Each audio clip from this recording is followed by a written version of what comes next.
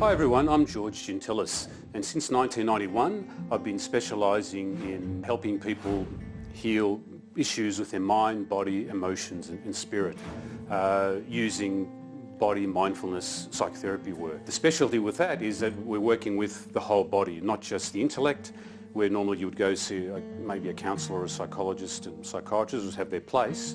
I normally get the people that have tried that and still are stuck in their head and can't stop analysing to try and solve their problem with their intellect. Today we're going to focus on limiting behaviours, how to stop a limiting behaviour. If you've got a bad habit or a phobia or just something you believe about yourself that you just can't change, how can you help release that? And because it becomes like a chain in your brain, how do you break that chain? And to break that chain, really, you've got to work with the whole body, and you can't just change it in the intellect, it's got to be released in the body as well. So that's what I specialise in. The very best thing I've found to start off with is what I call PSH therapy, or body subconscious processing, which I've developed a mindfulness version of PSH therapy. And for that, what you normally do sounds easy. You just come in, you sit down, close your eyes, relax back in the chair. You don't have to say anything, do anything, think anything, and you let the words go by as I'm talking, and I'm focusing you into your body, thinking less and just letting it happen. So you don't make it happen, you actually let it happen. Number one principle, if you really want to heal yourself, the more you can let things happen, the more you'll heal quicker, whatever the limitation is. And the other key is you don't have to know why you've got that issue.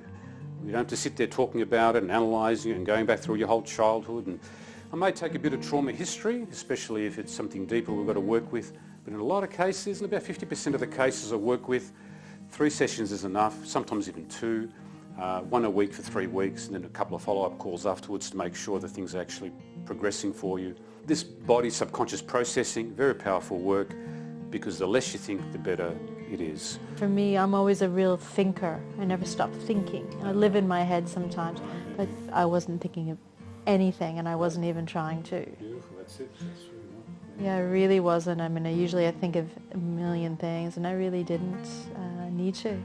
And those principles actually apply to meditation. So I highly recommend you meditate at least 20 minutes a day, preferably in the morning sometime, maybe even after lunch for the digestion, a little 5-10 minute one as well, where you may nod off a little.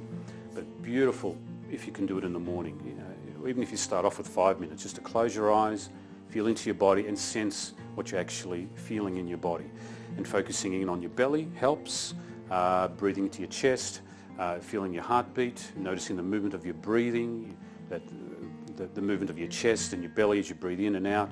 Anything that's physical, because then you're acknowledging your body, you're acknowledging the consciousness of your body, and it becomes alive and it starts talking to you. In fact, it's been talking to you all your life, but most of us, especially men, we block it off. We get on with our lives, we've got to work and do what we've got to do, but we never stop to actually pay attention to what's my body actually saying, what does it actually need, and that's what we do in the sessions, help you get reconnected again with your body and basically come home again to yourself, and then you can fully embody yourself, and then all manner of problems and issues just start to release and go. Okay, so that's the message for today. See if you can, if you haven't already, 20 minutes a day, find a time to just meditate.